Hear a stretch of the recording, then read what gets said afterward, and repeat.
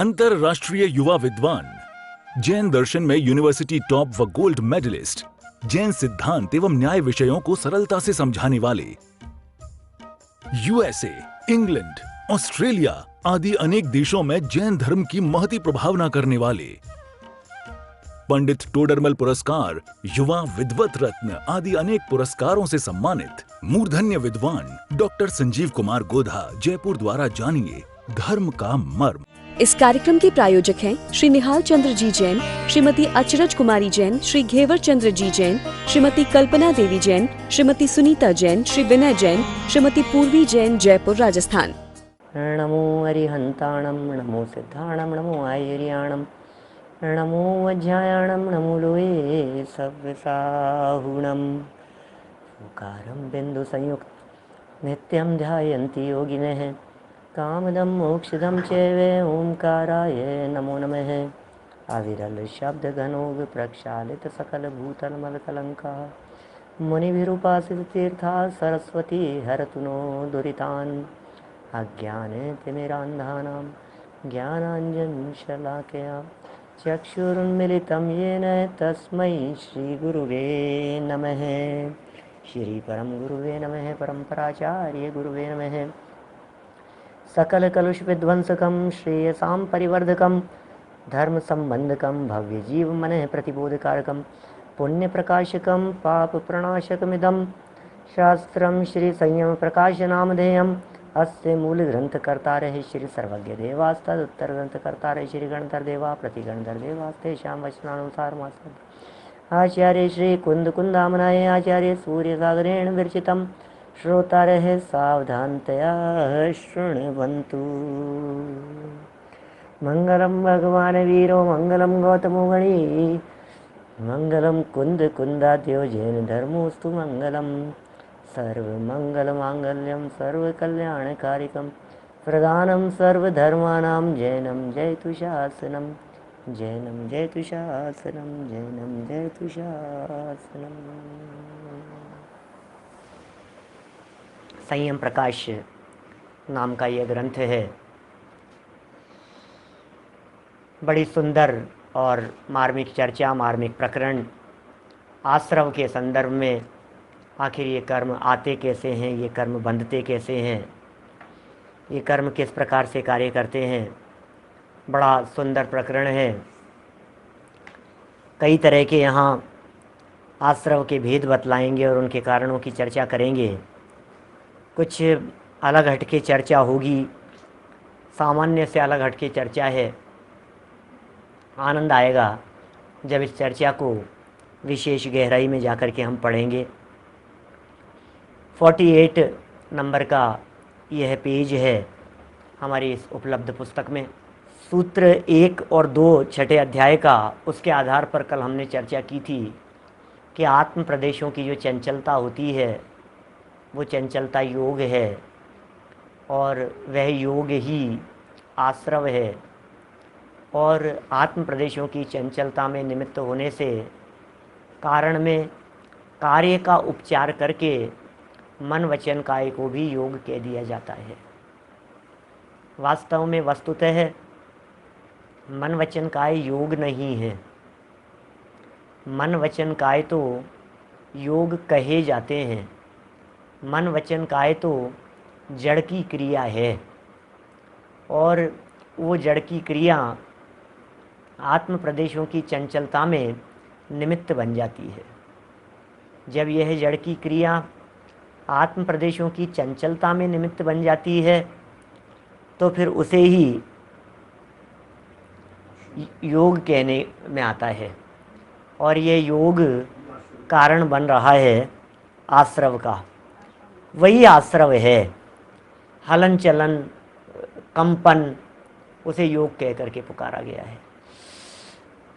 देखिए, ये सब बातें कल हमने चर्चा कर ली थी और ये कहा कि जिनके योग नहीं हैं ऐसे सिद्ध भगवान, उनके कर्मों का आश्रव नहीं होता। माने कर्मों का आश्रव सिद्ध भगवान के नहीं होता। 14वें गुणस्थान का नाम अयोग केवली है। इसलिए जो 14वां गुणस्थान है उस 14वें गुणस्थान में भी कर्म का आश्रव नहीं है। क्यों नहीं है 14वें गुण स्थान में कर्म का आश्रव? क्योंकि अयोग है, और उससे पहले पहले सभी के कर्म का आश्रव कहा गया है। अब आगे प्रकरण की तरफ बढ़ते हैं हम लोग। आश्रव के भेद और कारण। भाव तथा द्रव्य के भेद से आश्रव दो प्रकार का है। बहुत सुंदर शब्दावली है, और मैं समझता हूँ कि सभी लोग इस बात को जानते होंगे। आश्रव दो प्रकार के हैं, एक द्रव्य आश्रव और एक भाव आश्रव। तो बोले ये क्या होते हैं द्रव्य आश्रव और भाव आश्रव? बोले सुनो, आत्मा के जिन भावों से कर्म आते हैं वे तो भाव आश्रव है। आत्मा में जिन भावों से कर्म आए वे तो भावाश्रव हैं, और इस भावाश्रव के द्वारा जो कर्म वर्गणा का आना है उसे द्रव्याश्रव कहते हैं। सरल सी बात है भैया, जिन भावों से आए वो भावाश्रव, और जो कर्म परमाणु आए वे द्रव्याश्रव। कर्म माने देखो, द्रव्य और भाव का सीधा सा फंडा है, सीधा सा फार्मूला है। वीनू भाई, द्रव्य और भाव का क्या हेतु है? जैसे द्रव्य क्रोध और भाव क्रोध।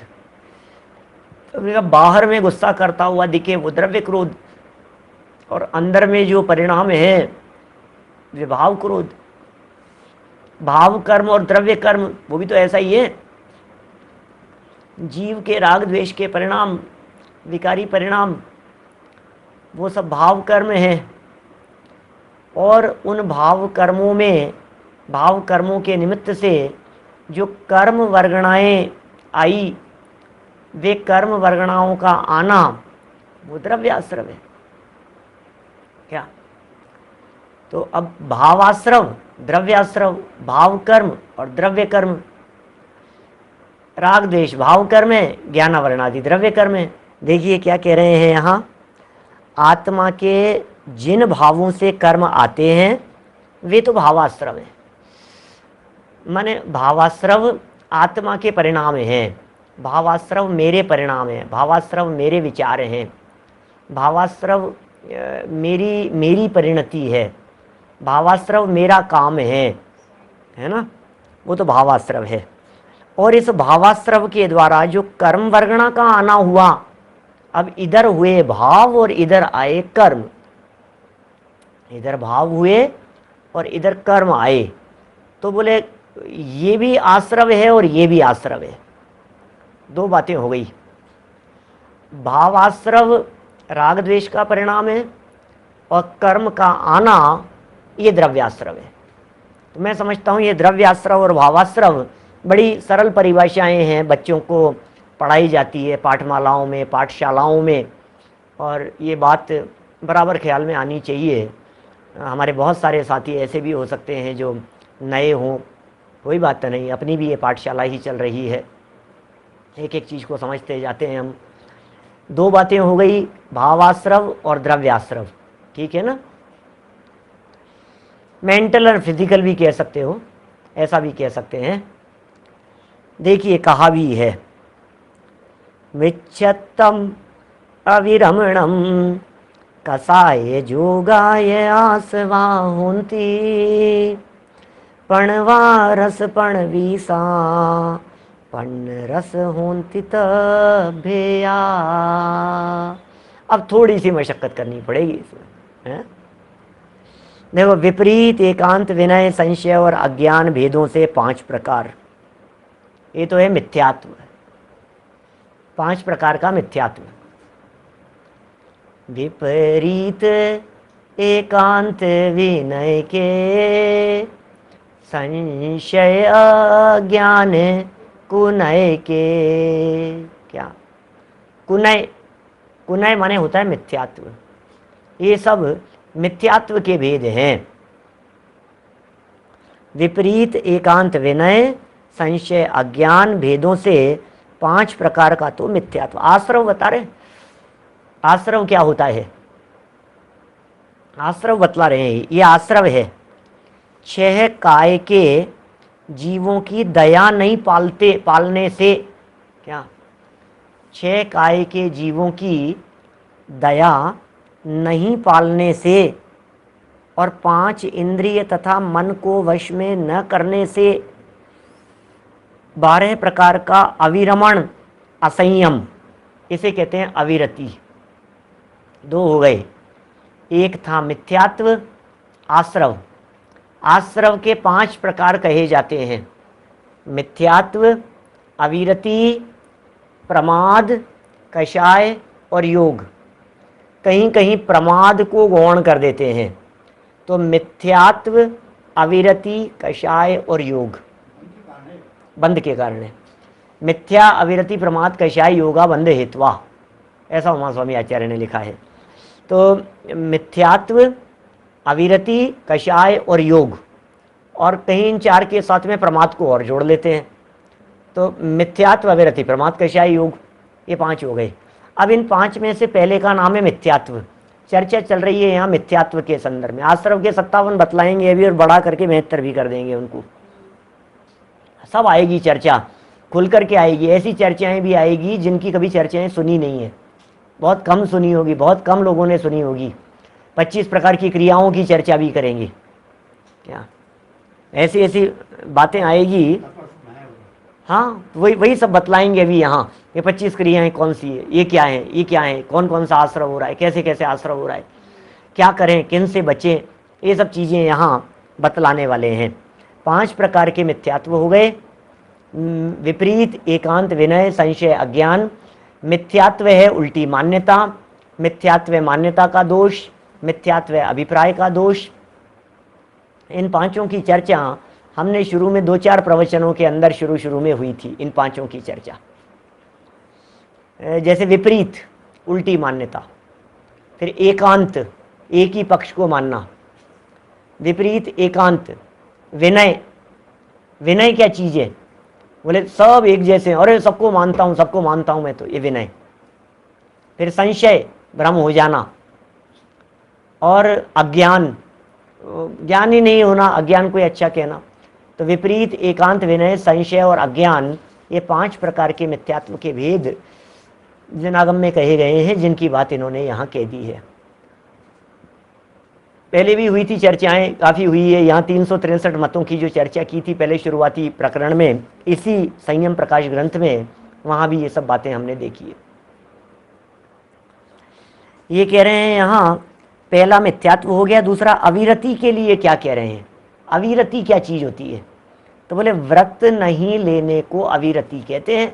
अविरति किसे कहेंगे, व्रत नहीं लेना, वो अविरत। विरत माने वृत, विरत माने व्रत, और ए माने नहीं, तो व्रत नहीं लेने को अविरत कहते हैं। क्या कहा, 6 काय के जीवों की दया नहीं पालने से। 6 काय के जीव जानते हैं आप, 5 स्थावर और 1 तरस। पृथ्वी, जल, अग्नि, वायु, वनस्पति, ये 5 स्थावर और 1 तरस, ये 6 काय। 6 काय के जीवों की दया नहीं पालने से और 5 इंद्रियां, स्पर्शन, रसना, घ्राण, चक्षु, कर्ण और मन, इनको वश में नहीं करने से 12 प्रकार का अविरमण माने अविरति है, असंयम है। 12 प्रकार का, 5 प्रकार का मिथ्यात्व, 12 प्रकार की अविरति। फिर अब 25 प्रकार की कषाएं कौन कौन सी है। कषाएं 4 प्रकार की तो बहुत प्रसिद्ध है, क्रोध, मान, माया, लोभ। अब 25 कषाएं कौन सी होती है। अनंतानुजु बंदी जानो, प्रत्याख्यान अप्रत्याख्यानो, संज्वलन चौकड़ी गुनिए, सब भेद जू 16 गिनिए। क्या फिर आगे, परिहास रति रति जोग, भय ग्लानीति वेद संजोग। हो गई ना ये 9। आलोचना पाठ में इन 25 कषायों के नाम गिनाए हैं। जो बोला है अभी मैंने, ये आलोचना पाठ की लाइनें थी, 16 और 9, और वो विपरीत एकांत वाली भी आलोचना पाठ की लाइनें हैं। हमने किस किस प्रकार से पाप किए हैं उन पापों की आलोचना करना, किस तरह से आलोचना की जाती है, ये उस पाठ के अंदर दिया गया है। अपने दोषों की आलोचना के संदर्भ में बात है। तो कह रहे हैं यहाँ क्या, अनंतानुबंधी क्रोधादि रूप 16 कषाय एवं हास्यादि रूप 9 कषाय। 9 कषाय, 9 मतलब ईशत कषाय, इनको मिलाकर 25 कषाय। तो कषाएं 25 हो गई। नाम भी गिना दिए हमने, अनंतानुबंधी, अप्रत्याख्यान, प्रत्याख्यान और संज्वलन। ये 4 पावरफुल चीजें हैं, इनके ग्रुप हैं, क्रोध, मान, माया और लोभ। ये 4 कषाएं हैं ना, ये 4 बनती है अनंतानुबंधी। क्रोध, मान, माया, लोभ, ये 4 अनंतानुबंधी। क्रोध, मान, माया, लोभ, ये 4 अप्रत्याख्यान, फिर प्रत्याख्यान और संज्वलन। जो लोग पहली बार सुन रहे हैं वे पीछे रिवाइंड करके नाम लिख लेना, अनंतानुबंधी, अप्रत्याख्यान, प्रत्याख्यान और संज्वलन, और सब 4 4 4 4, तो 16 हो गए। अब हास्य, हंसना भी कषाय है। ओहो, गजब ही कर दिया भाई साहब, हंसना भी कषाय है। हाँ, परिहास, अरति, रति, शोक, भय, ग्लानि, हास्य, रति, अरति, शोक, भय, ग्लानि। ग्लानि को कहते हैं जुगुप्सा। और फिर स्त्री वेद, पुरुष वेद और नपुंसक वेद। इस तरह से 16 क्रोधादिक, और ये जो कह रहे हैं हास्य आदि 9, इस तरह टोटल 25 कषाएं हो गई। तथा काय के 7 हैं, योग की चर्चा करें। 15 प्रकार का योग कहा जाता है। काय के 7, मन के 4, वचन के 4, भेद रूप 15 योग। तो इस प्रकार सब मिलाकर भावाश्रव के 57 भेद बतलाए हैं। क्या कुछ ख्याल में आ गई क्या? 57 कैसे हो गए? मिथ्यात्व 5 हो गए, अविरति 12 हो गई, अविरति 12। फिर अविरति के बाद में कषाएं 25 और योग है 15 प्रकार का। 15 प्रकार के योग में हो सकता है बहुत सारे लोग नहीं जानते हो, भानेन्द्र जी साहब, 15 प्रकार के योग में 7 प्रकार का है काय योग। योग बतला रहा हूं, 7 प्रकार का काय योग, 4 प्रकार का वचन योग और 4 प्रकार का मनोयोग। मन, वचन, काय है ना, तो मन, वचन और काय। मन 4 प्रकार का, वचन 4 प्रकार का और काय 7 प्रकार का। क्या क्या है भाई साहब? नाम क्या है? It is very simple. क्या क्या है? सत्य, जैसे वचन की बात करो, वचन की बात करो, जैसे सरलता से चलो। वचन क्या है? बोले बोलेगा तो बोले झूठ बोल सकता है, सच भी बोल सकता है। क्या बोलने में व्यक्ति, वचन योग है ना, वाणी, भाषा, इन वचन योग में बोलने में कोई व्यक्ति सच बोल सकता है और कोई व्यक्ति झूठ बोल सकता है। सचिन जी, सच बोले और झूठ बोले, 2 हो गए। और बोले सच झूठ दोनों का मिश्रण हो, ये उभय। और दोनों ही नहीं हो, सच भी नहीं हो और झूठ भी नहीं हो, वो अनुभय। तो ऐसे 4 प्रकार बन जाते हैं, सत्य वचन योग, असत्य वचन योग, क्या उभय वचन योग और अनुभय वचन योग। ये वचन के 4 प्रकार। सेम 4 मनोयोग के भी हैं। मन में भी सत्य, मन में असत्य, मन में उभय और मन में अनुभय। ये जो परिस्थिति बनती है ये मन में भी बन जाती है। तो 4 प्रकार का वचन योग और 4 प्रकार का मनोयोग, 8 हो गए। अब कह रहे हैं 7 प्रकार का काय योग। क्या काय योग 7 प्रकार का है? वो कौन सा? बोले औदारिक, वैक्रियक, आहारक 3, तेजस और कारमान 5 है ना। ये शरीर 5 हैं लेकिन काय योग 7 हैं। जैसे औदारिक, इसके साथ में जुड़ा है एक औदारिक मिश्र काय योग।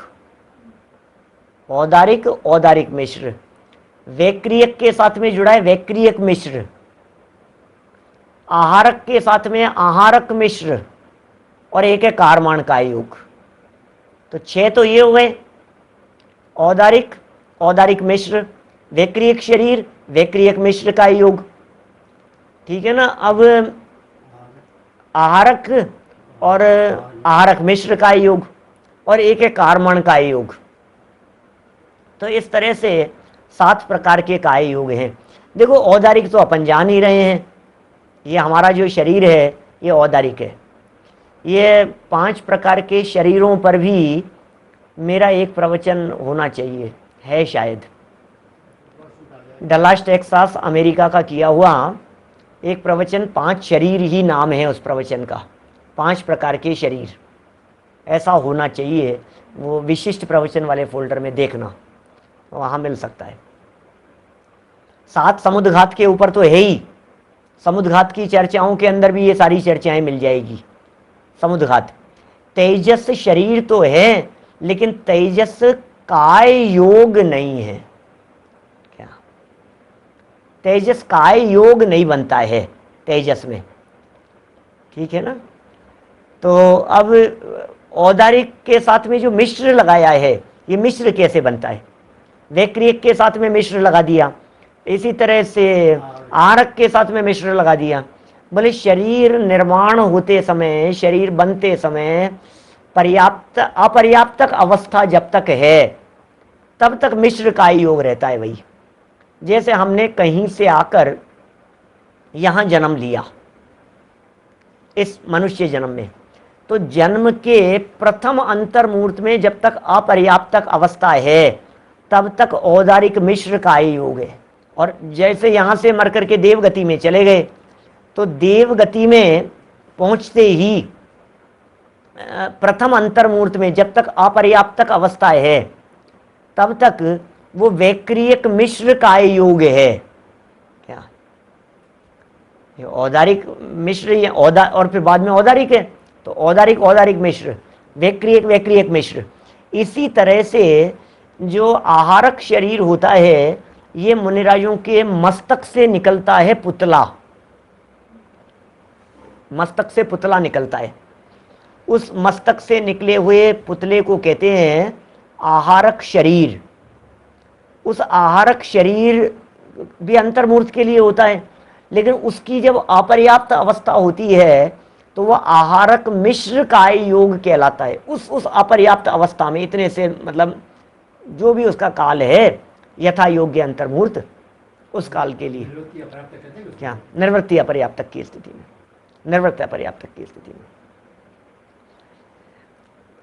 देवगति में अपर्याप्तक नहीं होते, लेकिन पर्याप्तियां पूरी होने के पहले पहले वाला जो काल है ना, क्या वो उसकी अपर्याप्त अवस्था।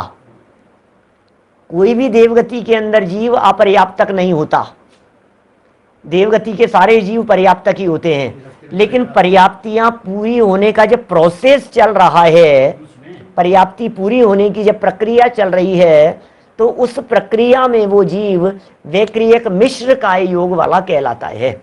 आप पूछेंगे विग्रह गति में, तो बोले विग्रह गति में एकमात्र कारमान काय योग है। क्या ठीक है ना, हाँ विग्रह गति के अंदर कारमान काय योग है। इन 7 प्रकार के योगों में से कारमान काय योग विग्रह गति के अंदर कहा गया है। बहुत ज़्यादा उलझने और रचने पचने की ज़रूरत नहीं है, इतना सा समझ लीजिए यहाँ इस प्रकरण में कि हमारी जो काय चेष्टा है, ये काय चेष्टा उसका कारण बनती है आश्रव का। इस कार्यक्रम के प्रायोजक हैं श्री निहाल चंद्र जी जैन, श्रीमती अचरज कुमारी जैन, श्री घेवर चंद्र जी जैन, श्रीमती कल्पना देवी जैन, श्रीमती सुनीता जैन, श्री विनय जैन, श्रीमती पूर्वी जैन, जयपुर राजस्थान।